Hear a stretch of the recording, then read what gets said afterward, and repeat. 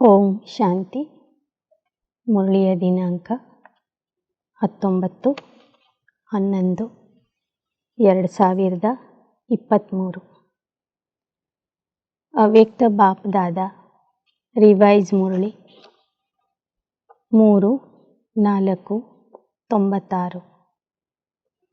सेवाओं के साथ साथ बेहद की वैराग्य वृत्ति द्वारा पुराने व व्यर्थ ಸಂಸ್ಕಾರों से ಮುಕ್ತ ಬನ್.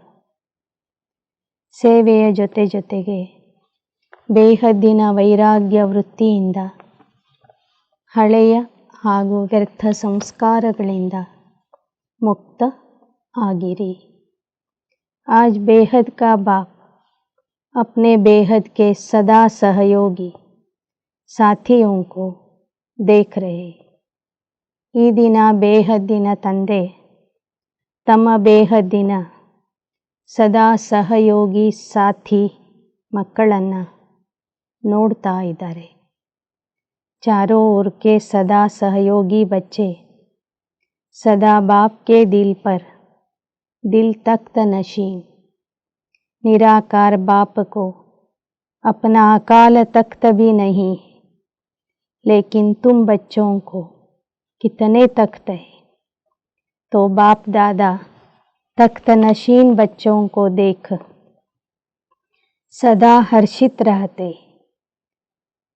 4 ಕಡೆಯ ಸಹಯೋಗಿ ಮಕ್ಕಳನ್ನು ಮತ್ತು ತಂದೆಯ ಹೃದಯ ಸಿಂಹಾಸನ ಆಸೀನರಾದಂತಹ ಹೃದಯ ಸಿಂಹಾಸನ ಅಧಿಕಾರಿ ಮಕ್ಕಳನ್ನು ಬಾಬಾ ನೋಡ್ತಾ ಇದ್ದಾರೆ.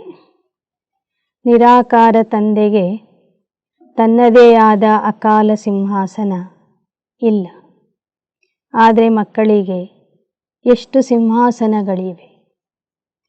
ಒಂದು ಭೃಕುಟಿಯ ಸಿಂಹಾಸನ, ಎರಡನೇದು ಬಾಪ್ ದಾದಾರವರ ಹೃದಯ ಸಿಂಹಾಸನ, ಮೂರನೇದು ಸತ್ಯಯುಗದ ರಾಜ್ಯ ಸಿಂಹಾಸನ. ತಂದೆಗೆ ಒಂದು ಸಿಂಹಾಸನ ಇಲ್ಲ ಅಂತ ಹೇಳ್ತಾರೆ ಬಾಬಾ. ಹೀಗೆ ಸಿಂಹಾಸನ ಅಧಿಕಾರಿ ಮಕ್ಕಳನ್ನು ನೋಡಿ ಸದಾ ಹರ್ಷಿತ್ रहते हैं. वाह मेरे तख्त नशीन बच्चे वाह. बाप को बच्चों को देख खुश होते. ಇಂತಹ ಸಿಂಹಾಸನ ಅಧಿಕಾರಿ ಮಕ್ಕಳನ್ನು ನೋಡಿ ಬಾಬೋರ್ಗೂ ಖುಷಿ ಆಗ್ತದೆ. ತಂದೆಗೆ ನೋಡಿ ಮಕ್ಕಳಿಗೆ ಖುಷಿ ಆಗ್ತದೆ, ಮಕ್ಕಳನ್ನು ನೋಡಿ ತಂದೆಗೆ ಖುಷಿ ಆಗ್ತದೆ.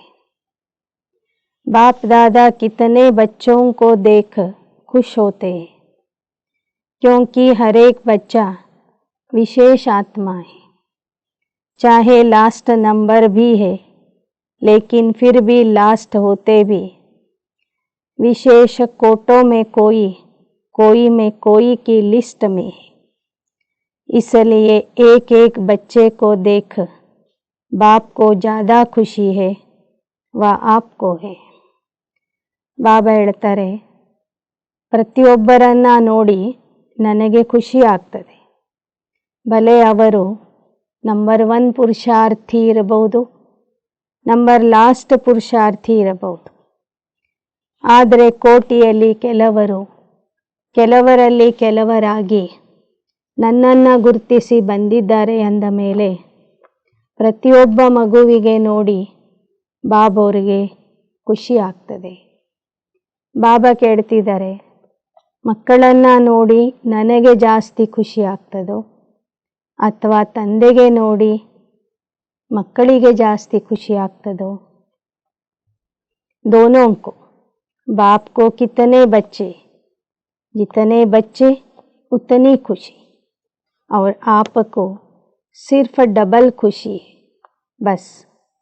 ಹಾಗಾದರೆ ನಿಮಗೆ ಜಾಸ್ತಿ ಖುಷಿ ಇದೆಯೋ ನನಗೆ ಜಾಸ್ತಿ ಖುಷಿ ಇದೆಯೋ ಅಂತ ಬಾಬಾ ಪ್ರಶ್ನೆ ಕೇಳ್ತಾ ಇದ್ದಾರೆ.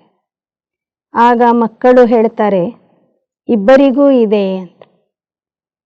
ಅದಕ್ಕೆ ಪುನಃ ಬಾಬಾ ಹೇಳ್ತಿದ್ದಾರೆ, ನನಗೆ ನಿಮಗಿಂತ ಜಾಸ್ತಿ ಖುಷಿ ಇದೆ.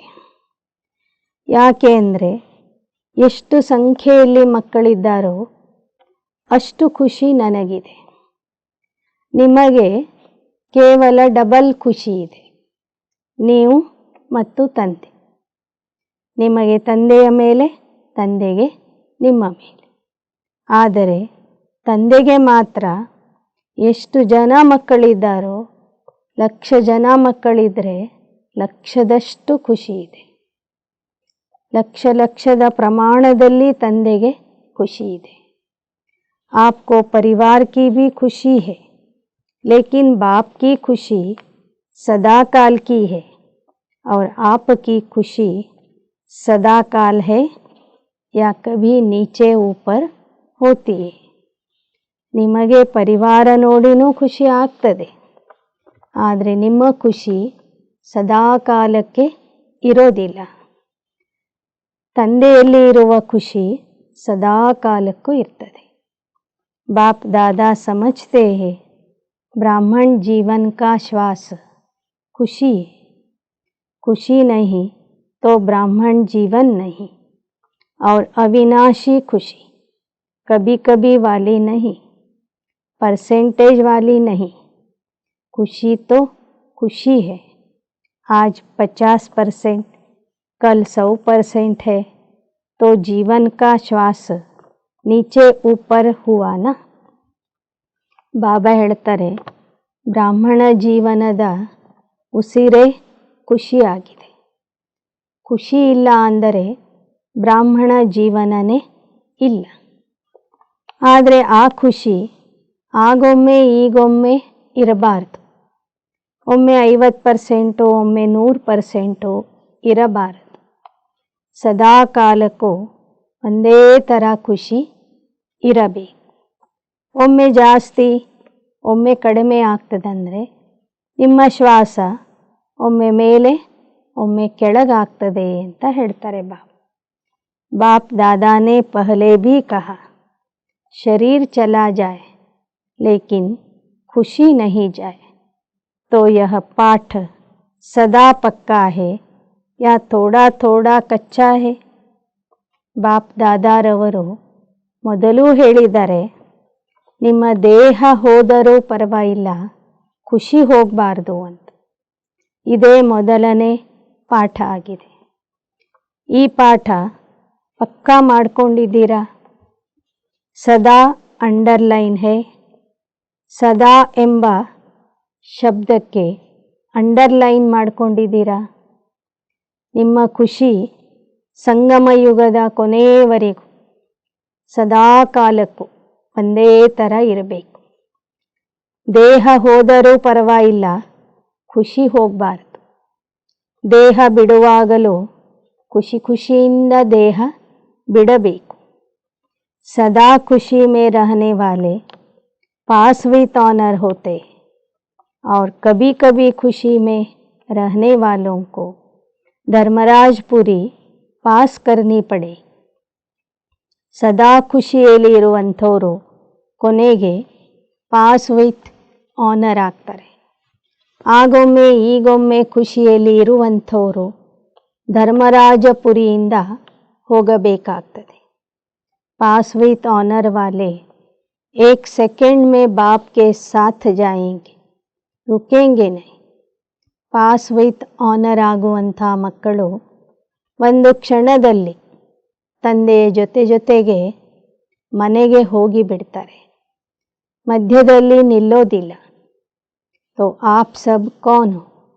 साथ चलने वाले या रुकने वाले? साथ चलने वाले. ಐಸಾ ಚಾರ್ಟ್ ಹೇ. ಹಾಗಾದರೆ ತಾವೆಲ್ಲರೂ ಜೊತೆಗೆ ಹೋಗುವಂಥವ್ರು ಆಗಿದ್ದೀರಾ ಅಥವಾ ವಾಯಾ ಧರ್ಮರಾಜಪುರಿ ಹೋಗುವಂಥವರಾಗಿದ್ದೀರಾ? ಆಗ ಮಕ್ಕಳು ಹೇಳ್ತಾ ಇದ್ದಾರೆ, ಬಾಬಾ ನಾವೆಲ್ಲರೂ ನಿನ್ನ ಜೊತೆಗೇ ಬರುವಂಥವರಿದ್ದೀವಿ. ಅದಕ್ಕಾಗಿ ಬಾಬಾ ಕೇಳ್ತಾ ಇದ್ದಾರೆ, ಅಂತಹ ಒಂದು ಪುರುಷಾರ್ಥ, ಅಂಥ ಒಂದು ಚಾರ್ಟ್ ನಿಮ್ಮದಿದೆಯೇ? क्योंकि विशेष डायमंड जुबली के वर्ष में बाप दादा की हर एक बच्चे के प्रति क्या शुभ आशा है वह जानते हो ना. ಯಾಕೆ ಅಂದರೆ ಈ ವಿಶೇಷ ವಜ್ರ ಮಹೋತ್ಸವದ ವರ್ಷದಲ್ಲಿ ಬಾಪ್ ದಾದಾರವರಿಗೆ ಮಕ್ಕಳ ಬಗ್ಗೆ ಒಂದು ಶುಭ ಆಶೆ ಇದೆ. ಅದು ನಿಮಗೆ ಗೊತ್ತೇ. बाप दादा ने सभी बच्चों का चार्ट देखा. क्या देखा? वर्तमान समय के प्रमाण एक बात का विशेष अटेंशन चाहिए. बाप दादारವರು ಈ ದಿನ ಎಲ್ಲ ಮಕ್ಕಳ ಚಾರ್ಟನ್ನು ನೋಡಿದರು. ನೋಡಿ ಬಾಬಾ ಹೇಳ್ತಾ ಇದ್ದಾರೆ, ವರ್ತಮಾನ ಸಮಯದ ಅನುಸಾರವಾಗಿ ಒಂದು ವಿಷಯದ ಬಗ್ಗೆ ಮಕ್ಕಳು ನೀವು ವಿಶೇಷ ಗಮನ ಕೊಡಬೇಕು, ಎಚ್ಚರಿಕೆ ವಹಿಸಬೇಕು. जैसे सेवा में बहुत उमंग उत्साह से आगे बढ़ रहे हो और डायमंड जुबली में विशेष सेवा का उमंग उत्साह है, इसमें पास हो. हर एक यथाशक्ति सेवा कर रहे हैं और करते रहे. ಹೇಗೆ ಸೇವೆಯಲ್ಲಿ ಉಲ್ಲಾಸ ಉತ್ಸಾಹದಿಂದ ಮುಂದಕ್ಕೆ ಹೋಗ್ತಾ ಇದ್ದೀರಿ. ಸೇವೆಯ ಉಲ್ಲಾಸ ಉತ್ಸಾಹದ ವಿಷಯದಲ್ಲಿ ಪಾಸಾಗಿದ್ದೀರಿ. ಪ್ರತಿಯೊಬ್ಬರೂ ಯಥಾಶಕ್ತಿ ಸೇವೆ ಮಾಡ್ತಾ ಇದ್ದೀರಿ. ಲೇಕಿನ್ ಅಬ್ ವಿಶೇಷ ಕ್ಯಾ ಚಾಹಿಯೆ? समय समीप है तो समय की समीपता के अनुसार कौन सी लहर होनी चाहिए? वैराग्य की. ಆದರೆ ಸಮಯ ಸಮೀಪ ಬರ್ತಾ ಇದೆ, ಅದರ ಅನುಸಾರವಾಗಿ ಈಗ ಮಕ್ಕಳಲ್ಲಿ ಯಾವ ವಿಶೇಷ ಗಮನ ಇರಬೇಕು? ವೈರಾಗ್ಯದ ಬಗ್ಗೆ ವಿಶೇಷ ಗಮನ ಇರಬೇಕು. ಕೌನ್ ಸಾ ವೈರಾಗ್ಯ? ವೈರಾಗ್ಯದ ಅಲೆಗಳು ಮಕ್ಕಳಲ್ಲಿ ಉತ್ಪತ್ತಿಯಾಗಬೇಕು. ಯಾವ ವೈರಾಗ್ಯ? ಹದ್ಕ ಯಾ ಬೇಹದ್ಕ? ಹದ್ದಿನ ವೈರಾಗ್ಯನೋ ಬೇಹದ್ದಿನ ವೈರಾಗ್ಯನೋ? जितना सेवा का उमंग उत्साह है उतना समय की आवश्यकता प्रमाण स्वस्थिति में बेहद का वैराग्य कहाँ तक है? क्योंकि आपके सेवा की सफलता है जल्दी से जल्दी प्रजा तैयार हो जाए, इसलिए सेवा करते हो. तो जब तक आप निमित्त आत्माओं में बेहद की वैराग्य वृत्ति नहीं है तो अन्य आत्माओं में भी वैराग्य वृत्ति नहीं आ सकती. और जब तक वैराग्य वृत्ति नहीं होगी तो जो चाहते हो कि बाप का परिचय सबको मिले वह नहीं मिल सकता. ಬಾಬಾ ಹೇಳ್ತಾರೆ, ಈಗಿನ ಸಮಯದ ಅನುಸಾರವಾಗಿ ನಿಮ್ಮ ಸ್ವಸ್ಥಿತಿಯಲ್ಲಿ ಬೇಹದ್ದಿನ ವೈರಾಗ್ಯ ಬರಬೇಕು. ಏಕೆಂದರೆ ನೀವು ಬೇಗ ಬೇಗ ಪ್ರಜೆಗಳನ್ನು ತಯಾರು ಮಾಡೋದಕ್ಕಾಗಿಯೇ ಸೇವೆ ಮಾಡ್ತಾ ಇದ್ದೀರಿ. ಸೇವೆ ಮಾಡುವಂಥವರಲ್ಲಿ ಬೇಹದ್ದಿನ ವೈರಾಗ್ಯ ವೃತ್ತಿ ಇಲ್ಲದೇ ಹೋದರೆ ಅನ್ಯ ಆತ್ಮರಲ್ಲಿಯೂ ಸಹ ಆ ವೈರಾಗ್ಯ ವೃತ್ತಿ ಬರೋದಿಲ್ಲ.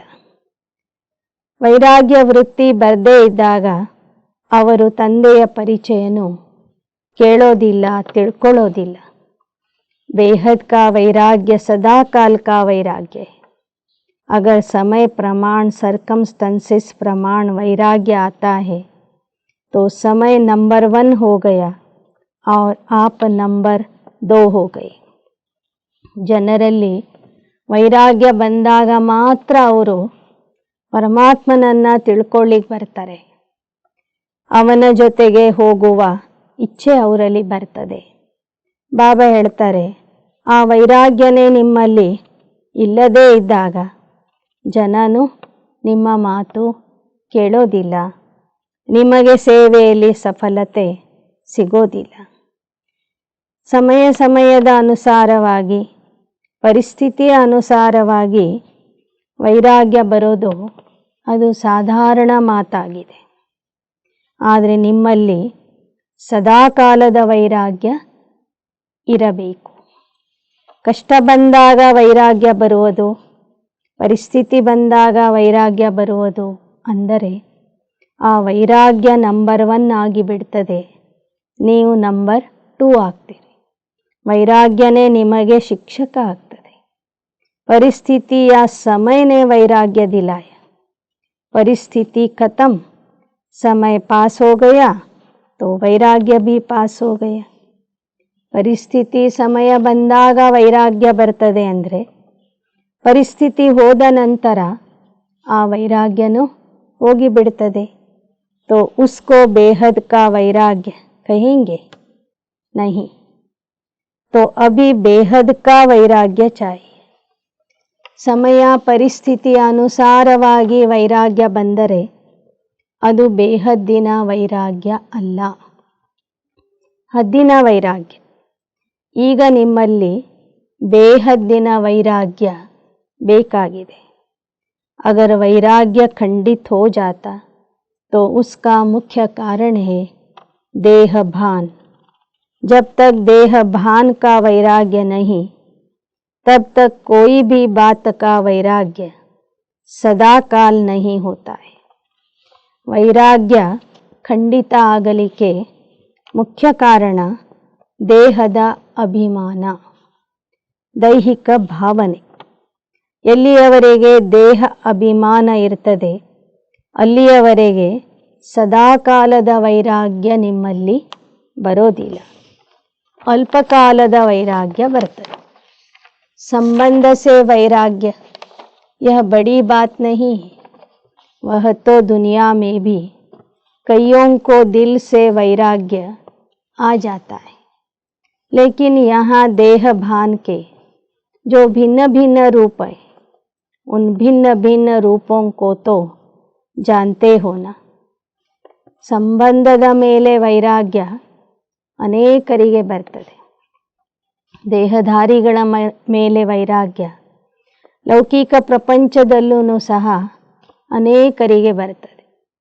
ಸ್ವಭಾವ ಸಂಸ್ಕಾರ ಹೊಂದಾಣಿಕೆ ಆಗದೇ ಇದ್ದಾಗ ಪರಸ್ಪರರ ಬಗ್ಗೆ ವೈರಾಗ್ಯ ಬರ್ತದೆ, ಸಂಬಂಧ ಬಿಟ್ಟು ಹೋಗಿಬಿಡ್ತಾರೆ. ಆದರೆ ಇಲ್ಲಿ ಏನಿದೆ, ಭಿನ್ನ ಭಿನ್ನ ಪ್ರಕಾರದ ದೇಹ ಅಭಿಮಾನದ ಕಾರಣದಿಂದ ಮಕ್ಕಳಲ್ಲಿ वैराग्य बरता इल्ला. कितने देह अभिमान के रूप है, उसका विस्तार जानते हो. अनेक देह भान के रूपों को जानकर बेहद के वैराग्य में रहना है. देह भान देही अभिमानी में बदल जाए. जैसे देह भान एक नेचुरल हो गया है, ऐसे ದೇಹಿ ಅಭಿಮಾನ್ ನ್ಯಾಚುರಲ್ ಹೋ ಜಾಯ್. ಬಾಬಾ ಹೇಳ್ತಾರೆ, ದೇಹ ಅಭಿಮಾನ ಹೋಗಿ ಅಲ್ಲಿ ಆತ್ಮ ಅಭಿಮಾನಿ ಆಗಬೇಕು. ದೇಹದ ಭಾವನೆ ಹೋಗಿ ಅದು ಆತ್ಮಿಕ ಭಾವನೆಯಲ್ಲಿ ಪರಿವರ್ತನೆ ಆಗಬೇಕು. ದೇಹ ಅಭಿಮಾನ ಎಷ್ಟು ಸ್ವಾಭಾವಿಕವಾಗಿ ಬಂದ್ಬಿಡ್ತದೆ, ನ್ಯಾಚುರಲ್ ಆಗಿ ಬರ್ತದೆ. ಹಾಗೆ ಆತ್ಮ ಅಭಿಮಾನವೂ ಸಹ ಅಷ್ಟೇ ನ್ಯಾಚುರಲ್ ಆಗಿ ನಿಮ್ಮಲ್ಲಿ ಬರಬೇಕು. ಹರ್ ಬಾತ್ ಮೇ ಪಹಲಾ ಶಬ್ದ ದೇಹ ಹಿ ಆತಾ ಹೈ. ದೇಹ ಅಭಿಮಾನ ಮತ್ತು ಪ್ರತಿಯೊಂದರಲ್ಲಿ ಈ ವೈರಾಗ್ಯಕ್ಕೆ ಕಾರಣ, ವೈರಾಗ್ಯ ಬರದೇ ಇರೋದಕ್ಕೆ ಕಾರಣಗಳನ್ನು ಹುಡುಕಿದರೆ ಆ ಪ್ರತಿಯೊಂದು ವಿಷಯದಲ್ಲಿ ಮೊದಲು ದೇಹ ಅನ್ನುವ ಶಬ್ದ ಬರ್ತದೆ. ಚಾಹೆ ಸಂಬಂಧ है तो भी देह का संबंध है, पदार्थ है तो देह के पदार्थ है. तो मूल आधार देह अभिमान है.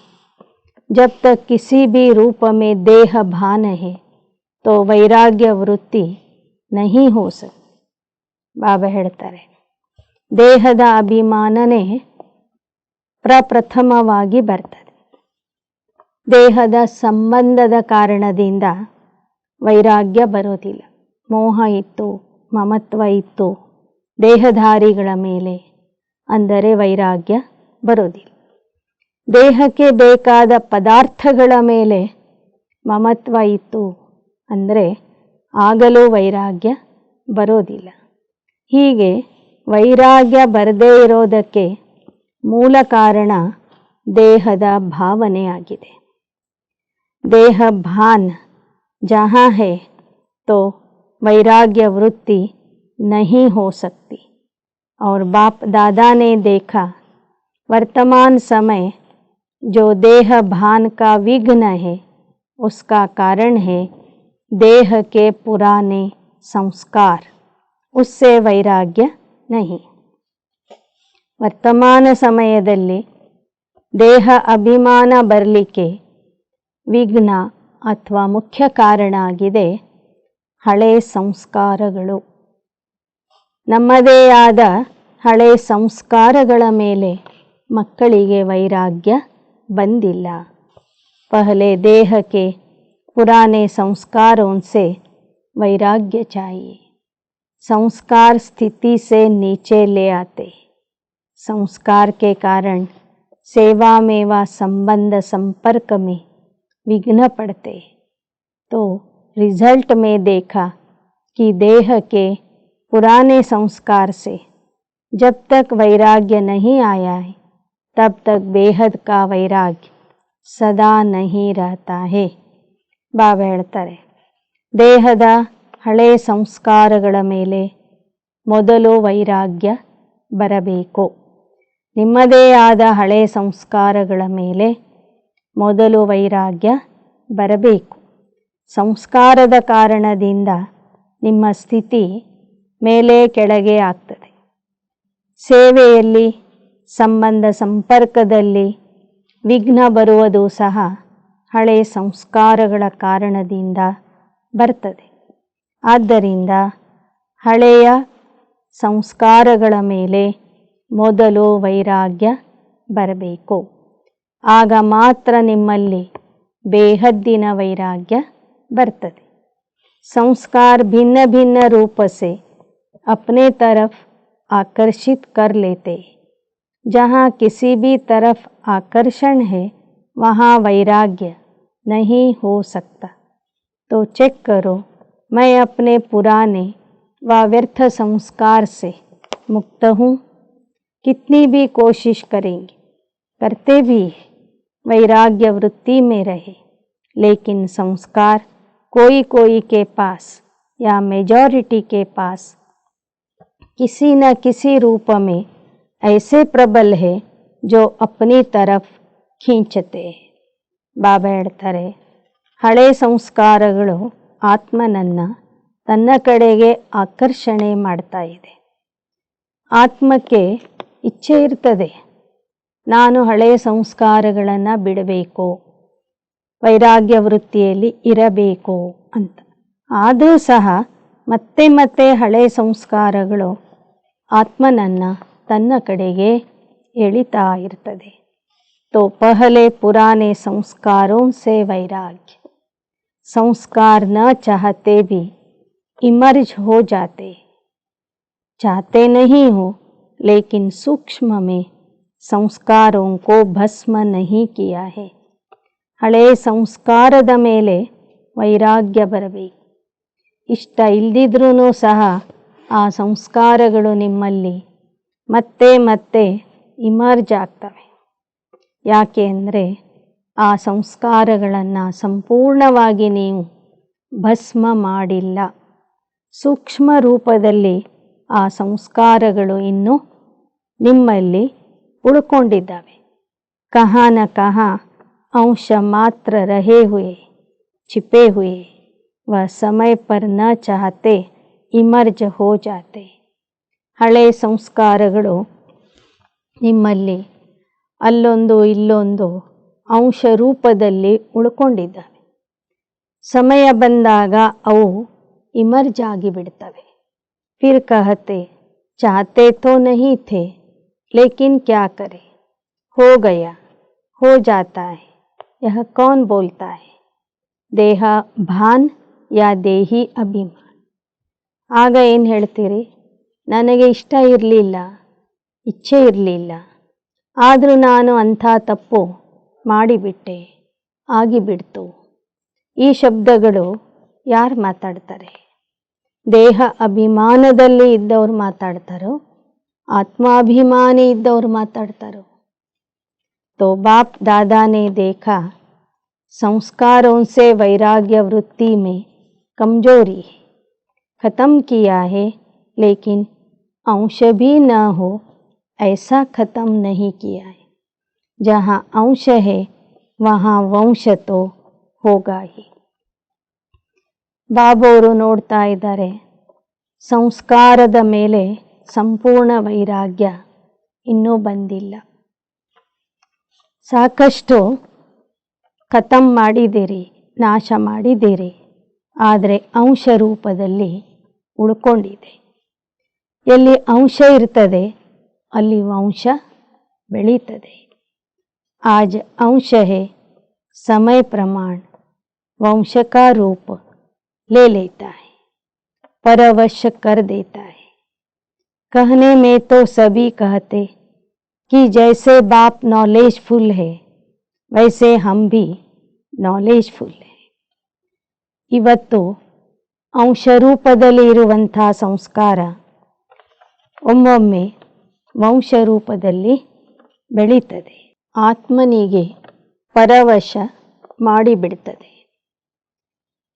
कहने में सभी कहते जैसे बाप नॉलेजफुल है वैसे हम भी नॉलेजफुल हैं. लेकिन जब संस्कार का वार होता है तो नॉलेजफुल है या नॉलेज पुल है? क्या है? नॉलेजफुल के बजाय नॉलेज पुल बन जाते. ಹೇಳುವಾಗ ಎಲ್ಲ ಮಕ್ಕಳು ಹೇಳ್ತಾರೆ, ನಾವು ತಂದೆಯ ಸಮಾನ ಮಾಸ್ಟರ್ ಜ್ಞಾನಸಾಗರ ಆಗಿದ್ದೇವೆ. ಆದರೆ ಹಳೆ ಸಂಸ್ಕಾರಗಳ ಆಕ್ರಮಣ ಆದಾಗ ಮಕ್ಕಳು ನಾಲೆಜ್ಫುಲ್ ಆಗೋದರ ಬದಲಾಗಿ ನಾಲೆಜ್ ಫುಲ್ ಆಗ್ತಾರೆ. ಅಂದರೆ ಜ್ಞಾನವನ್ನು ತಮ್ಮ ಕಡೆಗೆ ಎಳಿಲಿಕ್ಕೆ ಪ್ರಯತ್ನ ಮಾಡ್ತಾರೆ. ನ್ಯಾಚುರಲ್ ರೂಪದಲ್ಲಿ ಅವರು ಜ್ಞಾನ ಸಂಪನ್ನ ಆಗಿರೋದಿಲ್ಲ. उस समय किसी से भी पूछो कहेंगे हाँ समझते तो हम भी हैं, समझता तो मैं भी हूँ, होना नहीं चाहिए, करना नहीं चाहिए, लेकिन हो जाता है. तो नॉलेज फुल हुए या नॉलेज पुल हुई. ಆ ಸಮಯದಲ್ಲಿ ಸಂಸ್ಕಾರಗಳು ಇಮರ್ಜ್ ಆದಾಗ ಮಕ್ಕಳು ಹೇಳ್ತಾರೆ, ನನಗೂ ಅರ್ಥ ಆಗ್ತಾ ಇದೆ, ನನಗೂ ತಿಳಿತಾ ಇದೆ, ನಾನಿದನ್ನು ಮಾಡಬಾರ್ದಾಗಿತ್ತು, ಆದರೂ ಮಾಡ್ತಾ ಇದ್ದೀನಿ ಅಂದರೆ ಆ ಜ್ಞಾನವನ್ನು ಮತ್ತೆ ತನ್ನ ಕಡೆಗೆ ಎಳ್ಕೊಳ್ಳಿಕ್ಕೆ ನೋಡ್ತಾರೆ. ಮರೆತು ಬಿಟ್ಟಿರ್ತಾರೆ, ಮತ್ತೆ ತನ್ನ ಕಡೆಗೆ ಎಳೆಯುವ ಪ್ರಯತ್ನ ಮಾಡ್ತಾರೆ. जो नॉलेजफुल है उसे कोई भी संस्कार संबंध पदार्थ वार नहीं कर सकता. ಆದರೆ ಯಾರು ತಂದೆಯ ಸಮಾನ ಜ್ಞಾನ ಸಂಪನ್ನ ಆಗಿರ್ತಾರೆ ಅವರ ಮೇಲೆ ಯಾವುದೇ ಸಂಸ್ಕಾರ ಆಗಲಿ, ಸಂಬಂಧ ಆಗಲಿ, ಪದಾರ್ಥಗಳ ಆಕರ್ಷಣೆ ಆಗಲಿ ಆಕ್ರಮಣ ಮಾಡೋದಿಲ್ಲ. तो डायमंड जुबली मना रहे. डायमंड जुबली का अर्थ है डायमंड बनना, अर्थात बेहद के वैरागी बनना. ಈ ವರ್ಷ ವಜ್ರ ಮಹೋತ್ಸವ ಮಾಡ್ತಾ ಇದ್ದೀರಿ ಅಂದರೆ ಈ ವರ್ಷದಲ್ಲಿ ನೀವು ವಜ್ರ ಆಗಬೇಕು. ವಜ್ರ ಆಗುವುದು ಅಂದರೆ ಬೇಹದ್ದಿನ ವೈರಾಗಿ ಆಗೋದು. जितना सेवा का उमंग है उतना वैराग्य वृत्ति का अटेंशन नहीं है, इसमें अलबेलापन है. ಆದರೆ ಬಾಬಾ ನೋಡ್ತಾ ಇದ್ದಾರೆ, ಮಕ್ಕಳಲ್ಲಿ ಸೇವೆಯ ಉತ್ಸಾಹ ಉಲ್ಲಾಸ ಎಷ್ಟಿದೆಯೋ ಅಷ್ಟು ವೈರಾಗ್ಯ ವೃತ್ತಿಯ ಕಡೆಗೆ ಗಮನ ಇಲ್ಲ. ಆ ವಿಷಯದಲ್ಲಿ ಮಕ್ಕಳು ಅಲ್ಬೇಲಾಪನ್ ಅಲಕ್ಷ್ಯ ಮಾಡ್ತಾ ಇದ್ದಾರೆ. ಚಲ್ತಾ ಹೇ, ಹೋತಾ ಹೇ, हो जाएगा, समय आएगा तो ठीक हो जाएगा. तो समय आपका शिक्षक है या बाबा शिक्षक है? कौन है? ನಡೀತದೆ, ಆಗ್ತದೆ, ಮುಂದೆ ಬಂದಾಗ ಎಲ್ಲ ಸರಿ ಹೋಗ್ತದೆ, ಸರಿ ಆಗುವುದು. ಈ ಥರ ತಂದೆಯ ಬದಲಾಗಿ ತಾವೇ ಶಿಕ್ಷಕ ಆಗಿಬಿಡ್ತಾರೆ. ಸಮಯ ಅವರಿಗೆ ಶಿಕ್ಷಕ ಆಗ್ತದೆ. ಬಾಬಾ ಶಿಕ್ಷಕ ಆಗಿರೋದಿಲ್ಲ ಆ ಸಮಯದಲ್ಲಿ. ಸಮಯ ಆಪ್ಕಾ ಶಿಕ್ಷಕ ಹೇ ಯಾ ಬಾಬಾ ಶಿಕ್ಷಕ ಹೇ? ಸಮಯ ಬಂದಾಗ ಮಾಡ್ತೀವಿ, ನೋಡ್ತೀವಿ ಅಂತ ಹೇಳಿದರೆ ಆಗ ಸಮಯ ನಿಮಗೆ ಶಿಕ್ಷಕ ಆಗಿರ್ತದೆ ವಿನಃ ಬಾಬಾ ನಿಮಗೆ ಶಿಕ್ಷಕ ಆಗಿರೋದಿಲ್ಲ. ಅಗರ್ ಸಮಯ ಪರ್ ಪರಿವರ್ತನ್ ಕರೆಂಗೆ तो आपका शिक्षक समय हो गया. आपकी रचना आपका शिक्षक हो, ये ठीक है.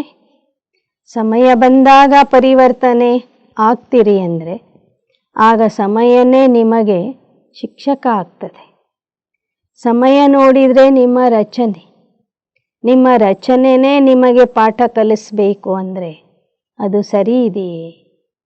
जब ऐसी परिस्थिति आती है तो क्या कहते? समय पर ठीक कर लूँगी, हो जाएगा.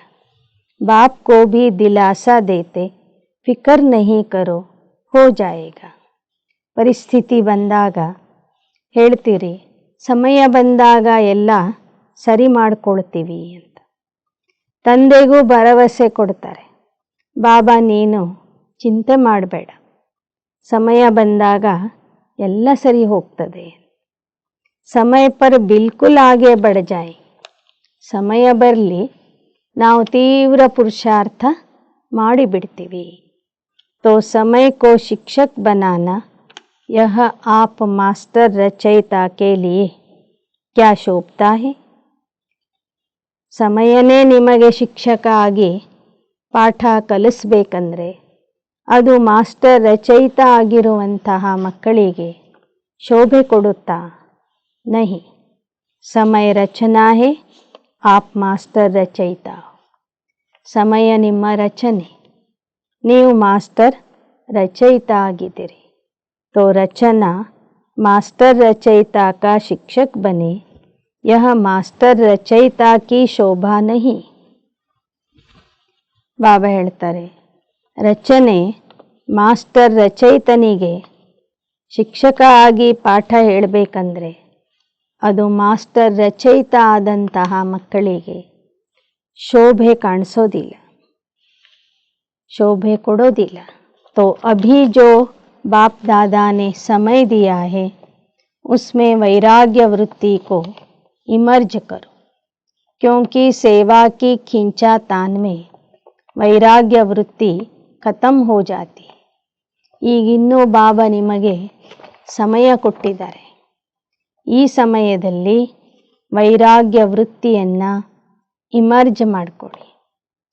ಯಾಕೆ ಅಂದರೆ ಸೇವೆಯ ವ್ಯಸ್ತತೆಯಲ್ಲಿ ವೈರಾಗ್ಯ ವೃತ್ತಿನೇ ಖತಮ್ ಆಗಿಬಿಡ್ತದೆ. वैसे सेवा में खुशी भी मिलती है, शक्ति भी मिलती है, प्रत्यक्ष फल भी मिलता है, लेकिन बेहद का वैराग्य खत्म भी सेवा में ही होता है. ಸೇವೆಯ ಎಳೆದಾಟದಲ್ಲಿ ನಿಮ್ಮ ವೈರಾಗ್ಯ ವೃತ್ತಿಯನ್ನು ಮರಿಬೇಡಿ. ಸೇವೆಯಿಂದ ಖುಷಿಯೂ ಸಿಗ್ತದೆ, ಶಕ್ತಿನೂ ದೊರೀತದೆ, ಪ್ರತ್ಯಕ್ಷ ಫಲನೂ ಸಿಗ್ತದೆ. ಆದರೆ ಬೇಹದ್ದಿನ ವೈರಾಗ್ಯ ವೃತ್ತಿ ಅಲ್ಲಿ ಕಡಿಮೆ ಆಗಬಾರ್ದು, ಇನ್ನೂ ಜಾಸ್ತಿ ಆಗಬೇಕು. अब अपने अंदर इस वैराग्य वृत्ति को जगाओ. ಸೇವೆಯ ಖುಷಿಯ ಜೊತೆಗೆ ನಿಮ್ಮ ಒಳಗೆ ಈಗ ವೈರಾಗ್ಯ ವೃತ್ತಿಯನ್ನು ಜಾಗೃತ ಮಾಡಿಕೊಳ್ಳಿರಿ. कल्प पहले भी बने तो थे, आप ही बने थे, सिर्फ मर्ज है उसको इमर्ज करो. ಕಲ್ಪದ ಹಿಂದೆಯೂ ಸಹ ನೀವೇ ಬೇಹದ್ದಿನ ವೈರಾಗಿಗಳಾಗಿದ್ರಿ. ಅದು ಈಗ ಮರ್ಜ್ ಆಗಿದೆ, ಅದೃಶ್ಯ ಆಗಿದೆ. ಪುನಃ ಅದನ್ನು ಇಮರ್ಜ್ ಮಾಡಿಕೊಳ್ಳಿ, ಪ್ರಕಟ ಮಾಡಿಕೊಳ್ಳಿ. जैसे सेवा के प्लान को प्रैक्टिकल में इमर्ज करते हो तब सफलता मिलती है, ऐसे बेहद के वैराग्य वृत्ति को इमर्ज करो. चाहे कितने भी साधन प्राप्त है, साधन तो आपको दिन प्रतिदिन ज़्यादा ही मिलने, लेकिन बेहद के वैराग्य वृत्ति की साधना मर्ज नहीं, ಇಮರ್ಜ್. ಹೇಗೆ ಸೇವೆಯ ಯೋಜನೆಗಳನ್ನು ಪ್ರತ್ಯಕ್ಷ ರೂಪದಲ್ಲಿ ಮಾಡಿದಾಗ ಸಫಲತೆ ಸಿಗ್ತದೆ, ಹಾಗೆ ವೈರಾಗ್ಯ ವೃತ್ತಿ ನಿಮ್ಮ ಅಂತರಾಳದಲ್ಲಿ ಇದೆ, ಅದನ್ನು ಇಮರ್ಜ್ ಮಾಡಿಕೊಳ್ಳಿ. ಸೇವೆಗಾಗಿ ಸಾಧನಗಳು ಸಾಕಷ್ಟು ಈಗ ಸಿಗ್ತಾ ಇವೆ. ಇನ್ನೂ ಸಾಧನಗಳು ಹೆಚ್ಚಿನ ಪ್ರಮಾಣದಲ್ಲಿ ಸಿಗಲಿದೆ. ಆದರೆ ಸಾಧನಗಳನ್ನು ಉಪಯೋಗಿಸುವಾಗ ನಿಮ್ಮ ವೈರಾಗ್ಯ ವೃತ್ತಿಯ ಸಾಧನೆಯನ್ನು ಮರಿಬೇಡಿ. ಆ ವೈರಾಗ್ಯ ವೃತ್ತಿ ನಿಮ್ಮಲ್ಲಿ ಇಮರ್ಜ್ ಆಗಲಿ. साधन और साधना का बैलेंस, क्योंकि आगे चलकर प्रकृति आपकी दासी होगी. ಸಾಧನಗಳು ಮತ್ತು ನಿಮ್ಮ ಸಾಧನೆಯಲ್ಲಿ ಬ್ಯಾಲೆನ್ಸ್ ಇರಬೇಕು. ಏಕೆಂದರೆ ಮುಂದೆ ಪ್ರಕೃತಿ ನಿಮ್ಮ ದಾಸಿ ಆಗಲಿದೆ. सत्कार मिलेगा, स्वमान मिलेगा, लेकिन सब कुछ होते वैराग्य वृत्ति कम नहीं. ನಿಮಗೆ ಸತ್ಕಾರ ಸಿಗುವುದು, ಸನ್ಮಾನ ಸಿಗುವುದು, ಆದರೆ ನಿಮ್ಮಲ್ಲಿ ಇರುವ ವೈರಾಗ್ಯ ವೃತ್ತಿ ಮಾತ್ರ ಕಡಿಮೆ ಆಗಬಾರದು. बेहद के वैराग्य वृत्ति का वायुमंडल स्वयं में अनुभव करते हो कि सेवा में बिजी हो गए. ಬೇಹದ್ದಿನ ವೈರಾಗ್ಯ ವೃತ್ತಿಯ ಪ್ರಕಂಪನಗಳನ್ನು ನಿಮ್ಮಲ್ಲಿ ಅನುಭವ ಮಾಡ್ಕೊಳ್ತೀರಾ, ಅಥವಾ ಸೇವೆಯಲ್ಲಿನೇ ಜಾಸ್ತಿ ನೀವು बिजी ಆಗ್ತೀರಾ. जैसे दुनिया वालों को सेवा का प्रभाव दिखाई देता है, ऐसे बेहद के वैराग्य वृत्ति का प्रभाव दिखाई दे. ಹೇಗೆ ಜಗತ್ತಿನ ಜನರಿಗೆ ನಿಮ್ಮ ಸೇವೆಯ ಪ್ರಭಾವ ಕಾಣಿಸ್ತಾ ಇದೆ, ಹಾಗೆ ನಿಮ್ಮ ಬೇಹದ್ದಿನ ವೈರಾಗ್ಯ ವೃತ್ತಿಯ ಪ್ರಭಾವನು ಕಾಣಿಸಬೇಕು. आदि में आप सभी की स्थिति क्या थी? कराची में जब थे, बाहर की सेवाएं नहीं थी, साधन थे, लेकिन बेहद की वैराग्य वृत्ति के वायुमंडल ने सेवा को बढ़ाया. ಯಜ್ಞದ ಆದಿಕಾಲದಲ್ಲಿ ನಿಮ್ಮ ಸ್ಥಿತಿ ಹೇಗಿತ್ತು? ಕರಾಚಿಯಲ್ಲಿ ಎಲ್ಲ ಸಾಧನಗಳು ಇದ್ದವು. ನೀವು ಹೊರಗೆ ಹೋಗಿ ಸೇವೆ ಮಾಡ್ತಿರಲಿಲ್ಲ, ಆದರೆ ನಿಮ್ಮ ವೈರಾಗ್ಯ ವೃತ್ತಿಯ ವಾತಾವರಣದಿಂದ ಸೇವೆ ನಡೀತಿತ್ತು, ಸೇವೆ ಆಗ್ತಿತ್ತು. तो जो भी डायमंड जुबली वाले हैं, उन्होंने आदि संस्कार है, अब मर्ज हो गए. अब फिर से इस वृत्ति को इमर्ज करो.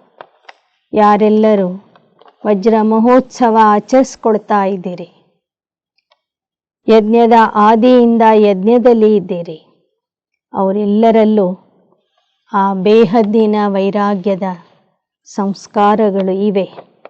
ಇವತ್ತು ಆ ಸಂಸ್ಕಾರಗಳು ಮರ್ಜ್ ಆಗಿವೆ, ಆದರೆ ಪುನಃ ಉಸ್ ವೃತ್ತಿ ಕೋ ಇಮರ್ಜ್ ಕರೋ. ಮತ್ತೆ ಆ ಬೇಹದ್ದಿನ ವೈರಾಗ್ಯ ವೃತ್ತಿಯ ಸಂಸ್ಕಾರಗಳನ್ನು ಇಮರ್ಜ್ ಮಾಡಿಕೊಡಿ. आदि रत्नों के बेहद के वैराग्य वृत्ति ने स्थापना की.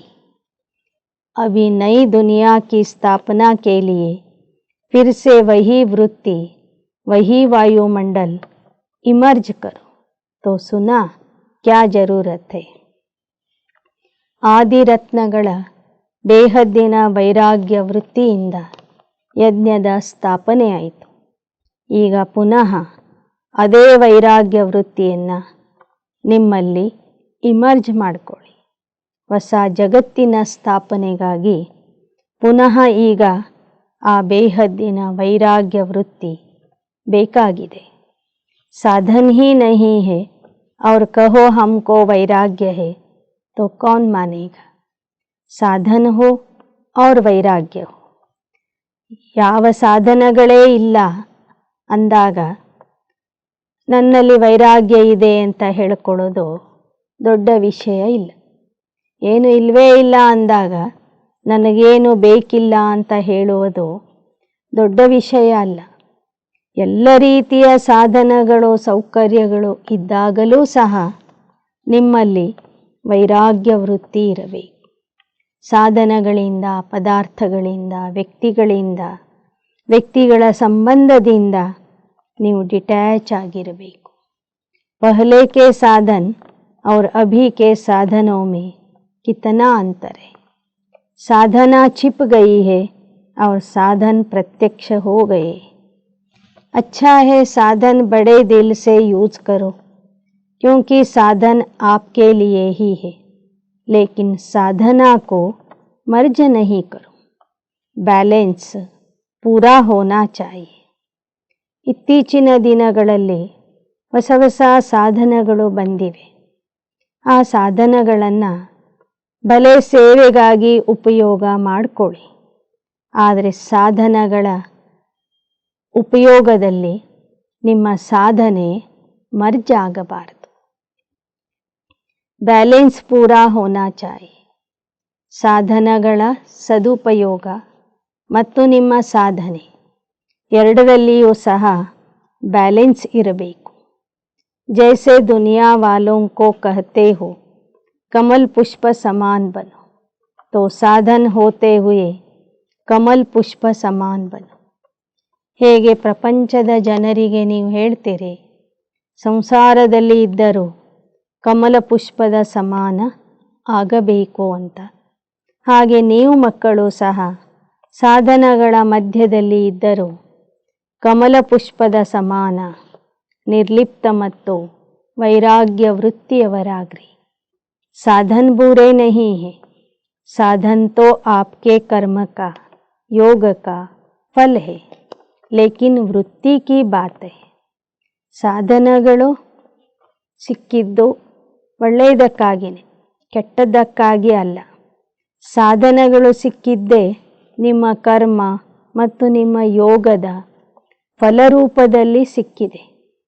ಆದರೆ ಇಲ್ಲಿ ಬಾಬಾ ಸಾಧನಗಳ ಉಪಯೋಗದ ಬಗ್ಗೆ ಹೇಳ್ತಿಲ್ಲ, ನಿಮ್ಮ ವೃತ್ತಿಯ ಬಗ್ಗೆ ಹೇಳ್ತಾ ಇದ್ದಾರೆ. ऐसे तो नहीं कि साधन की प्रवृत्ति में साधनों के वश फंस तो नहीं जाते. ಬಾಬಾ ಹೇಳ್ತಾರೆ, ಸಾಧನಗಳ ಪ್ರವೃತ್ತಿಯಲ್ಲಿ ಸಾಧನಗಳಿಗೆ ವಶ ಆಗಿ ಆ ಜಾಲದಲ್ಲಿ ನೀವು ಸಿಕ್ಕಿ ಹಾಕ್ಕೊಂಡಿಲ್ಲ ತಾನೆ. ಕಮಲ ಪುಷ್ಪ ಸಮಾನ್ ನ್ಯಾರೆ ಅವ್ರ ಬಾಪ್ಗೆ ಪ್ಯಾರೆ. ಆ ಸಾಧನಗಳಿಗೆ ವಶ ಆಗಬೇಡಿ. ಕಮಲ ಪುಷ್ಪದ ಸಮಾನ ನ್ಯಾರ ಮತ್ತು ತಂದೆಗೆ ಪ್ಯಾರ ಆಗ್ರಿ. ಯೂಸ್ ಕರ್ತೆ ಹುಯೆ ಉನೋಂ ಕೆ ಪ್ರಭಾವ ಮೇ ನಹಿ ಆಯೆ. ನ್ಯಾರೆ ಸಾಧನಗಳನ್ನು ಉಪಯೋಗಿಸುತ್ತಾ ಇದ್ದರೂ ಅದರ ಪ್ರಭಾವಕ್ಕೆ ಒಳಗಾಗಬೇಡಿ. ಅದರ ಪ್ರಭಾವದಿಂದ ನ್ಯಾರ ಆಗ್ರಿ. साधन बेहद की वैराग्य वृत्ति को मर्ज नहीं करे. अभी विश्व अति में जा रही है तो अभी आवश्यकता है सच्चे वैराग्य वृत्ति की, और वह वायुमंडल बनाने वाले आप हो, पहले स्वयं में फिर विश्व में. ಸಾಧನಗಳ ಪ್ರಗತಿ ಅತಿಯಾಗಿ ಮುಂದುವರಿತಾ ಇದೆ.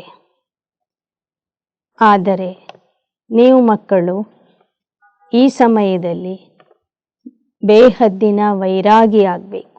ನಿಮ್ಮಲ್ಲಿ ವೈರಾಗ್ಯ ವೃತ್ತಿ ಹೆಚ್ಚಾಗಬೇಕು. ವೈರಾಗ್ಯ ವೃತ್ತಿಯ ವಾತಾವರಣ ನೀವು ಮೊದಲು ನಿಮ್ಮ ಸ್ಥಿತಿಯಲ್ಲಿ ತಂದ್ಕೊಳ್ಳಿ. ನಂತರ ವಿಶ್ವದಲ್ಲಿ ಆ ವೈರಾಗ್ಯ ವೃತ್ತಿಯ ಅಲೆಗಳನ್ನು ಹರಡಿಸ್ರಿ. ಡೈಮಂಡ್ ಜುಬ್ಲಿ ವಾಲೆ ಕ್ಯಾ ಕರೆಂಗೆ, ಲಹರ್ ಫೈಲಾಯೆಂಗೆ ನಾ, ಆಪ್ ಲೋಗ್ ತೋ ಅನುಭವಿ ಹೋ. ಯಜ್ಞದ ಪ್ರಾರಂಭದಿಂದ ಇದ್ದಂಥ ಮಕ್ಕಳು, ವಜ್ರ ಮಹೋತ್ಸವ ಆಚರಿಸುವಂಥ ಮಕ್ಕಳು ಯಾವ ಅಲೆಗಳನ್ನು ಹರಡಿಸ್ತೀರಿ? ನಿಮಗಂತೂ ಬೇಹದ್ದಿನ ವೈರಾಗ್ಯ ವೃತ್ತಿಯ ಅನುಭವ ಇದೆ. ಶುರು ಕಾ ಅನುಭವ है, सब कुछ था, देशी घी खाओ जितना खा सकते, फिर भी बेहद की वैराग्य वृत्ति. दुनिया वाले तो देशी घी खाते, लेकिन आप तो पीते थे. घी की नदियाँ देखी तो डायमंड जुबली वालों को विशेष काम करना है. आपस में इकट्ठे हुए हो तो रूह रूहान करना. ಬಾಬಾ ಹೇಳ್ತಾರೆ, ಯಜ್ಞದ ಪ್ರಾರಂಭದಲ್ಲಿ ಸಾಕಷ್ಟು ಸಮೃದ್ಧಿ ಇತ್ತು. ಹಾಲು, ತುಪ್ಪ, ಆಹಾರ ಪದಾರ್ಥಗಳು ಸಾಕಷ್ಟು ಇತ್ತು. ಆದರೂ ಸಹ ಮಕ್ಕಳಲ್ಲಿ ಬೇಹದ್ದಿನ ವೈರಾಗ್ಯ ವೃತ್ತಿ ಇತ್ತು. ಲೌಕಿಕದ ಜನ ಅಷ್ಟು ಇಷ್ಟು ತುಪ್ಪ ತಿಂತಾ ಇದ್ರೆ ಬಾಬನ ಮನೆಯಲ್ಲಿ ತುಪ್ಪದ ನದಿಗಳೇ ಹರಿತಿತ್ತು. ಈ ಥರ ಬಾಬಾ ಹೇಳ್ತಾರೆ, ಎಲ್ಲ ಸಮೃದ್ಧಿ ಸಾಧನಗಳು ಇದ್ರೂ ನಿಮ್ಮಲ್ಲಿ ಆಗ ಬೇಹದ್ದಿನ ವೈರಾಗ್ಯ ವೃತ್ತಿ ಇತ್ತು. ಆ ಥರ ಈ ಸಮಯದಲ್ಲೂ ಸಹ ಈಗ ನೀವು ಪರಸ್ಪರ ಚರ್ಚೆ ಮಾಡಿ, ವಾರ್ತಾಲಾಪ ಮಾಡಿ, ವಿಚಾರ ವಿಮರ್ಶೆ ಮಾಡಿ, ಮತ್ತೆ ನಿಮ್ಮಲ್ಲಿ ಆ ಒಂದು ಬೇಹದ್ದಿನ ವೈರಾಗ್ಯ ವೃತ್ತಿ ಜಾಗೃತ ಆಗುವಂತಹ ಸೇವೆ ಮಾಡಿರಿ. ಜೈಸೆ ಸೇವಾ ಕಿ ಮೀಟಿಂಗ್ ಕರ್ತೆ ಹೋ ವೈಸೆ ಇಸ್ಕಿ ಮೀಟಿಂಗ್ ಕರೋ. ಹೇಗೆ ಸೇವೆಗಾಗಿ ಒಂದು ಮೀಟಿಂಗ್ ಮಾಡ್ತೀರಿ, ಹಾಗೆ ಈ ವೈರಾಗ್ಯ ವೃತ್ತಿಯ ಅನುಭವಕ್ಕಾಗಿ ಒಂದು ಮೀಟಿಂಗ್ ಮಾಡಿರಿ. ಬಾಪ್ ದಾದಾ ಕಹತೆ ಚಾಹತೆ ಹೇ सेकंड में अशरीरी हो जाए, उसका फाउंडेशन यह बेहद की वैराग्य वृत्ति है. नहीं तो कितनी भी कोशिश करेंगे लेकिन सेकंड में नहीं हो सकेंगे. ಬಾಬಾ ಹೇಳ್ತಾರೆ, ಕ್ಷಣದಲ್ಲಿ ಅಶರೀರಿ ಆಗಬೇಕಾದ್ರೆ ಅದರ ಫೌಂಡೇಶನ್ ಆಗಿದೆ ಬೇಹದ್ದಿನ ವೈರಾಗ್ಯ ವೃತ್ತಿ. ಆ ಬೇಹದ್ದಿನ ವೈರಾಗ್ಯ ವೃತ್ತಿ ಇಲ್ಲದೇ ಹೋದರೆ ನೀವೆಷ್ಟು ಪ್ರಯತ್ನ ಮಾಡಿದರೂ ಕ್ಷಣದಲ್ಲಿ ಅಶರೀರಿ ಆಗಲಿಕ್ಕೆ ಆಗೋದಿಲ್ಲ, ಬರೋದಿಲ್ಲ. युद्ध में ही चले जाएंगे और जहाँ वैराग्य है तो ये वैराग्य है योग्य धरनी, उसमें जो भी डालो उसका फल फौरन निकलता है. ವೈರಾಗ್ಯ ವೃತ್ತಿಯ ಬುನಾದಿ ಇಲ್ಲದೆ ಹೋದರೆ ಕ್ಷಣದಲ್ಲಿ ನೀವು ಅಶರೀರಿ ಆಗಲಿಕ್ಕೆ ಸಾಧ್ಯವಿಲ್ಲ, ಯುದ್ಧದಲ್ಲೇ ಇದ್ದು ಬಿಡ್ತೀರಿ. ಆದ್ದರಿಂದ ಈ ವೈರಾಗ್ಯ ಅನ್ನೋದೇ ಯೋಗ್ಯವಾದಂತಹ ಭೂಮಿಯಾಗಿದೆ. ಆ ಭೂಮಿಯಲ್ಲಿ ಫಲ ಹಾಕಿದರೆ, ಬೀಜ ಹಾಕಿದರೆ ಫಲ ತಕ್ಷಣ ಸಿಗುವುದು. तो क्या करना है, सभी को फील हो कि बस हमको भी अभी वैराग्य वृत्ति में जाना है. ಎಲ್ಲರಿಗೂ ಈ ಥರ ಮನಸ್ಸಿನಲ್ಲಿ ಬರಬೇಕು, ಅನುಭವ ಆಗಬೇಕು. ಏನೆಂದರೆ ಈಗ ನಮ್ಮಲ್ಲಿ ವೈರಾಗ್ಯ ವೃತ್ತಿ ಬೇಕಾಗಿದೆ. समझा क्या करना है, सहज है या मुश्किल, थोड़ा थोड़ा आकर्षण तो होगा या नहीं, साधन अपने तरफ तो नहीं खींचेंगे. ತಿಳಿತಲ್ವಾ? ಈ ಸಮಯದಲ್ಲಿ ನಮ್ಮ ಪುರುಷಾರ್ಥ ಹೇಗಿರಬೇಕು? ವೈರಾಗ್ಯ ವೃತ್ತಿಯಲ್ಲಿ ಬರುವುದು ಸಹಜನೋ ಕಷ್ಟನೋ, ಅಥವಾ ಸ್ವಲ್ಪ ಸ್ವಲ್ಪ ಆಕರ್ಷಣೆ ಇನ್ನೂ ಇದೆ? ಸಾಧನಗಳು ತಮ್ಮ ಕಡೆಗೆ ನಿಮ್ಮನ್ನು ಎಳಿತಾ ಇಲ್ಲ ತಾನೆ? ಅಭಿ ಅಭ್ಯಾಸ ಚಾಹಿಯೆ, ಜहाँ चाहे जैसा चाहे जब चाहे वहाँ स्थिति को सेಕೆಂಡ್ में ಸೆಟ್ कर सके. ಈ ಸಮಯದಲ್ಲಿ ಯಾವ ಅಭ್ಯಾಸ ಬೇಕು ಅಂದರೆ ಯಾವಾಗ ಹೇಗೆ ಎಂಥ ಸ್ಥಿತಿಯಲ್ಲಿ ಇರಲಿಕ್ಕೆ ಇಷ್ಟಪಡ್ತೀವಿ ಆ ಸ್ಥಿತಿ ನಮ್ಮಲ್ಲಿ ಒಂದೇ ಕ್ಷಣದಲ್ಲಿ ಬರಬೇಕು. ನಮ್ಮ ಮನಬುದ್ಧಿ ಆ ಸ್ಥಿತಿಯಲ್ಲಿ ಸೆಟ್ ಆಗಬೇಕು. सेवा में आना है तो सेवा में आए, सेवा से न्यारे हो जाना है तो न्यारे हो जाए. ऐसे नहीं सेवा हमको खींचे, सेवा के बिना रह नहीं सके. जब चाहे जैसे चाहे विल पावर चाहिए. विल पावर है, स्टॉप तो स्टॉप हो जाए. ऐसे नहीं लगाओ स्टॉप और हो जाए question mark. Full stop, stop भी नहीं, फुल स्टॉप. जो चाहे वह प्रैक्टिकल में कर सके. चाहते हैं लेकिन होना मुश्किल है तो इसको क्या कहेंगे. ಬಾಬಾ ಹೇಳ್ತಾರೆ, ಸೇವೆಯ ಸಮಯದಲ್ಲಿ ಸೇವೆ ಮಾಡೋದು, ಸೇವೆಯ ನಂತರ ನಿರ್ಲಿಪ್ತ ಸ್ಥಿತಿಯ ಅನುಭವ ಮಾಡೋದು.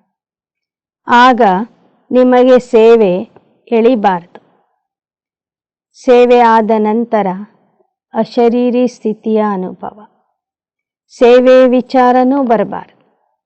ಆ ಥರ ಫುಲ್ ಸ್ಟಾಪ್ ಹಾಕಬೇಕು. ಪೂರ್ಣ ವಿರಾಮದ ಸ್ಥಿತಿಯಲ್ಲಿ ನೀವು ಇರಬೇಕು. ಬರೇ ಸ್ಟಾಪ್ ಅಲ್ಲ, ಫುಲ್ ಸ್ಟಾಪ್. ಇದನ್ನು ಈಗ ಪ್ರತ್ಯಕ್ಷ ರೂಪದಲ್ಲಿ ಮಾಡಿ ತೋರಿಸ್ರಿ.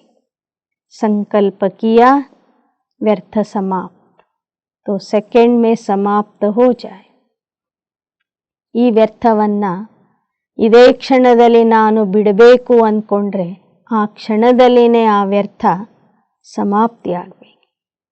ಆ ಥರದ ಅಭ್ಯಾಸ ಮಾಡಿರಿ. बाप दादा ने सुना कि कई बच्चे कहते हैं हम योग में बैठते हैं लेकिन योग के बजाय युद्ध में होते. योगी नहीं होते, योद्धे होते. और युद्ध करने के संस्कार बहुत काल रहे तो क्या बनेंगे. ಬಾಬಾ ಹೇಳ್ತಾರೆ, ಅನೇಕ ಮಕ್ಕಳು ಬಾಬಾವ್ರಿಗೆ ಹೇಳ್ತಾರಂತೆ, ಬಾಬಾ ನಾವು ಯೋಗ ಮಾಡಲಿಕ್ಕೆ ಕುಳಿತಾಗ ಯೋಗ ಹಿಡಿಸೋದಿಲ್ಲ, ಆದರೆ ಯುದ್ಧ ನಡೀತದೆ ಅಂತ. ಯುದ್ಧ ಮಾಡುವ ಸಂಸ್ಕಾರ ಯಾರಲ್ಲಿ ಇರುತ್ತೋ ಅವರು ಎಲ್ಲಿ ಬರ್ತಾರೆ? ಎರಡನೇ ಯುಗದಲ್ಲಿ ಬರ್ತಾರೆ. 10 अच्छे प्लान बनाते और प्रैक्टिकल में होते 5. ऐसा तो नहीं होता. सोचते बहुत अच्छा है, यह करेंगे, यह होगा, लेकिन प्रैक्टिकल में अंतर पड़ जाता है. तो अभी ऐसी विल पावर हो, संकल्प किया और कर्म में प्रैक्टिकल हुआ पड़ा है, ऐसे अनुभव. 10 ರೀತಿಯಲ್ಲಿ ವಿಚಾರ ಮಾಡ್ತೀರಿ, 10 ಪ್ರಕಾರದ ಪ್ಲ್ಯಾನ್ ಮಾಡ್ತೀರಿ, ಆದರೆ ಅದರಲ್ಲಿ 5 ಮಾತ್ರ ಕಾರ್ಯರೂಪದಲ್ಲಿ ಬರ್ತವೆ. ಈ ಥರ ಆಗಬಾರ್ದು. ಏನನ್ನ ಯೋಚನೆ ಮಾಡಿರ್ತೀರಿ, ಸಂಕಲ್ಪ ಮಾಡ್ತೀರಿ, ಅದು ಕರ್ಮದಲ್ಲಿ ಪ್ರತ್ಯಕ್ಷ ರೂಪದಲ್ಲಿ ಬರಬೇಕು. नहीं तो देखा जाता अमृत वेले बाप से रूह रूहान करते, बहुत अच्छी अच्छी बातें बोलते, यह करेंगे वह करेंगे, और जब रात होती है तो क्या रिजल्ट होती है. बाप को खुश बहुत करते, बातें भी मीठी मीठी करते, बाप भी खुश हो जाता. वाह मेरे बच्चे, कहते हैं बाबा बस आपने जो कहा ना होना ही है, हुआ पड़ा है. बहुत अच्छी अच्छी बातें करते. कई तो बाप को इतना दिलासा दिलाते कि बाबा हम नहीं होंगे तो कौन होगा.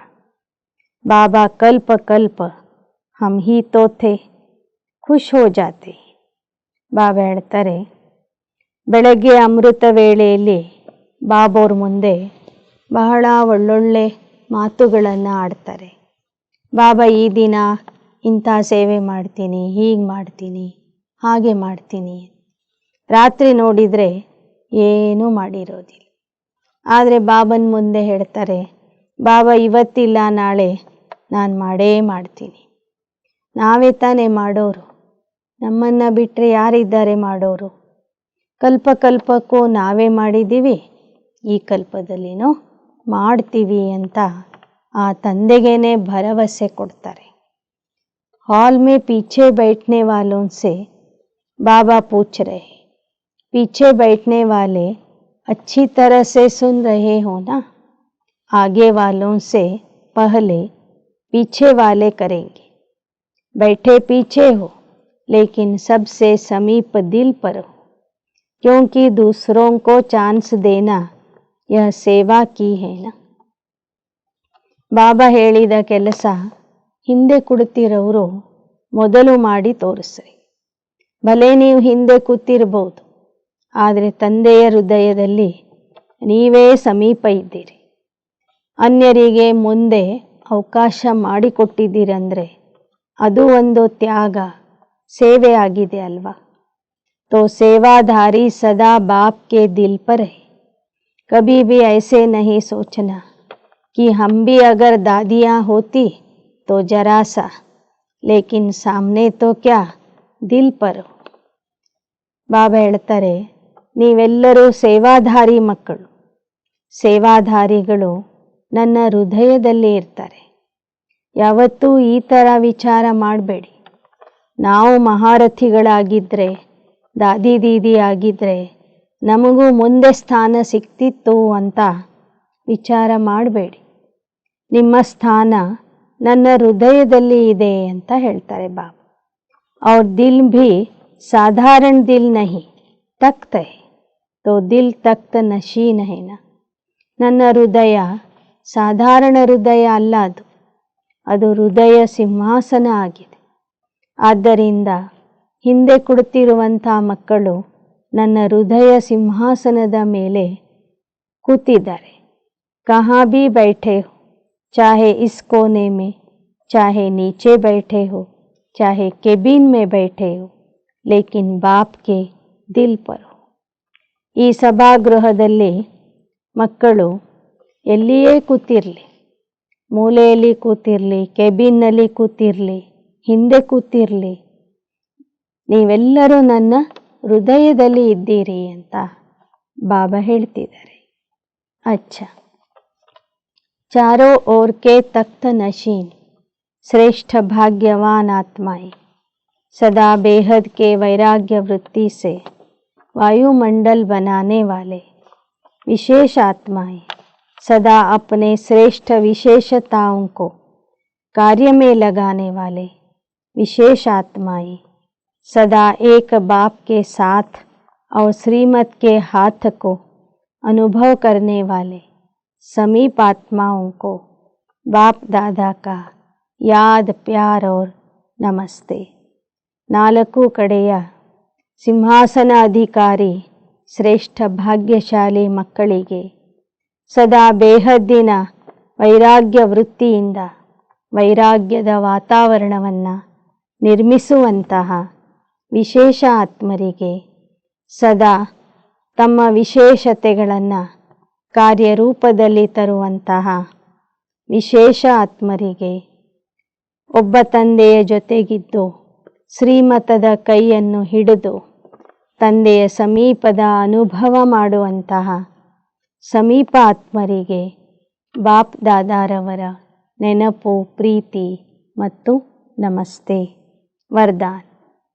एक व्रता के राज को जान, वरदाता को राजी करने वाले सर्वसिद्धि स्वरूप भव. ಏಕವ್ರತ ಶಬ್ದದ ರಹಸ್ಯವನ್ನು ಅರಿತು ವರದಾತ ತಂದೆಗೆ ರಾಜಿ ಮಾಡುವಂತಹ सर्वसिद्धि स्वरूप भव. वरदाता बाप के पास अखुट वरदान है, जो जितना लेने चाहे खुला भंडार है.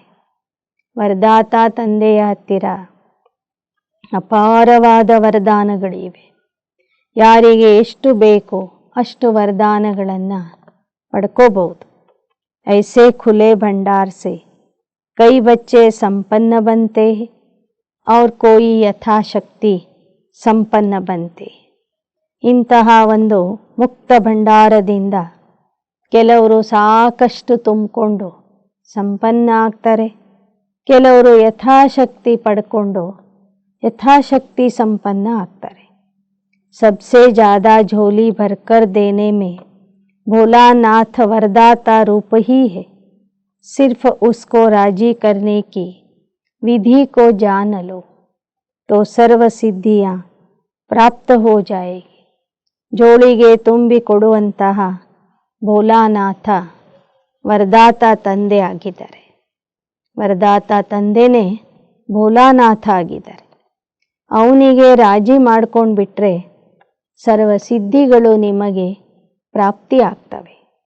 वरदाता को एक शब्द सबसे प्रिय लगता है. ಆ ವರದಾತ ತಂದೆಗೆ ಒಂದು ಶಬ್ದ ಬಹಳ ಪ್ರಿಯ ಆಗಿದೆ, ಬಹಳ ಇಷ್ಟ ಆಗ್ತದೆ. ಏಕವ್ರತ. ಆ ಶಬ್ದ ಯಾವುದು ಅಂದರೆ ಏಕವ್ರತ. ಸಂಕಲ್ಪ ಸ್ವಪ್ನ ಮೇ ಭಿ ದೂಜಾ ವ್ರತ ನ ಹೋ. ಸಂಕಲ್ಪ ಅಥವಾ ಸ್ವಪ್ನದಲ್ಲಿಯೂ ಸಹ अन्यर नेनपो बरबारद. वृत्ति में रहे मेरा तो एक दूसरा न कोई.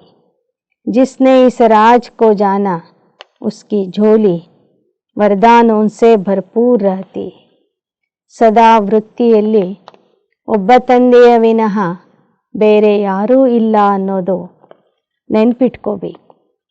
ಅದರ ರಹಸ್ಯವನ್ನು ಅರ್ಥ ಮಾಡ್ಕೋಬೇಕು.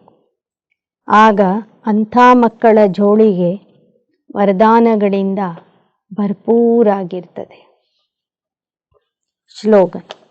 मनसा और वाचा दोनों सेवाएं साथ साथ करो तो डबल फल ಪ್ರಾಪ್ತ ಹೋತಾ रहेगा. ಮನಸ್ಸು ಮತ್ತು ವಚನದಿಂದ ಸೇವೆ ಜೊತೆ ಜೊತೆಗೆ ಮಾಡ್ತಾ ಹೋದರೆ, ಮನಸಾ ಸೇವೆ ಮತ್ತು ವಾಚಾ ಸೇವೆ ಜೊತೆ ಜೊತೆಗೆ ಮಾಡ್ತಾ ಹೋದರೆ ಡಬಲ್ ಫಲದ ಪ್ರಾಪ್ತಿಯಾಗುವುದು. ಅಚ್ಚ. ಓಂ ಶಾಂತಿ.